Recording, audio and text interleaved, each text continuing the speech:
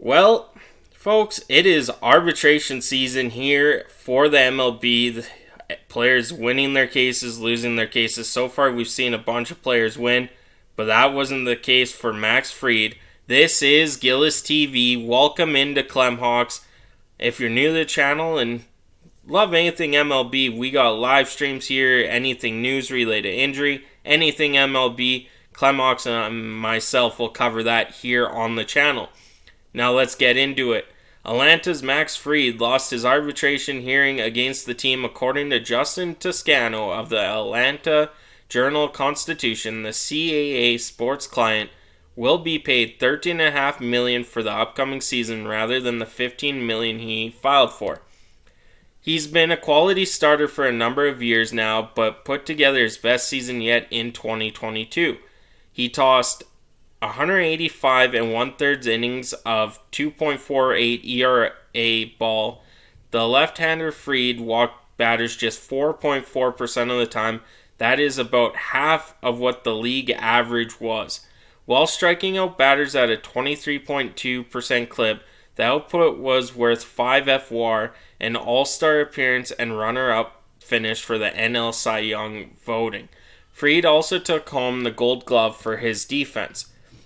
The 29-year-old has been one of the sport's best starters over the past few seasons. Since 2020, he's owned a 2.68 ERA over 407 innings, which is equivalent to his 69 starts.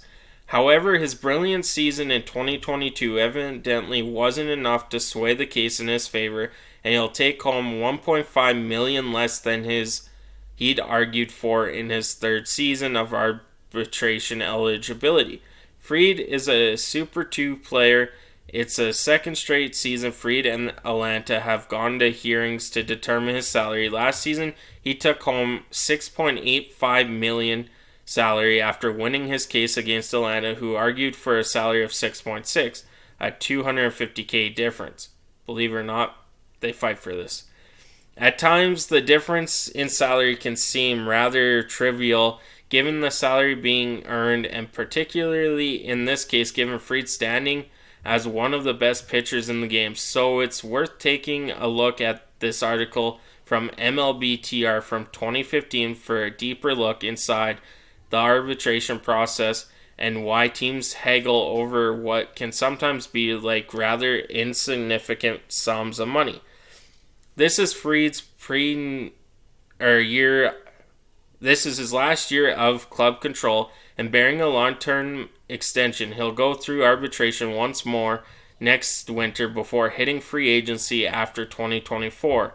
Of course, given Atlanta's recent habits of tying up their stars to long-term contracts, it certainly wouldn't surprise to see them make a play to keeping Fried long-term, although his output to date and dwindling years of club control would suggest that it take a significant sum to get a deal done.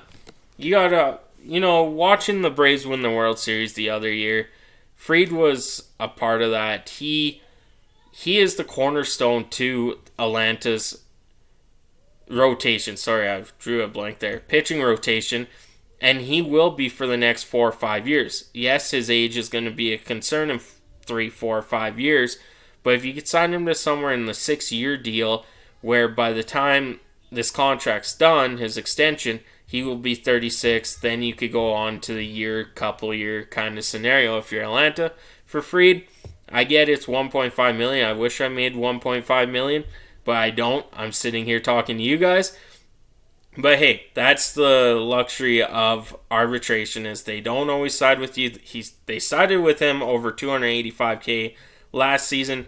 They didn't side with him for $1.5 million this season. Let me know in the comments what you think. I am Gillis TV. Thank you guys so much for tuning in to Clemhawks. I'm on out of here.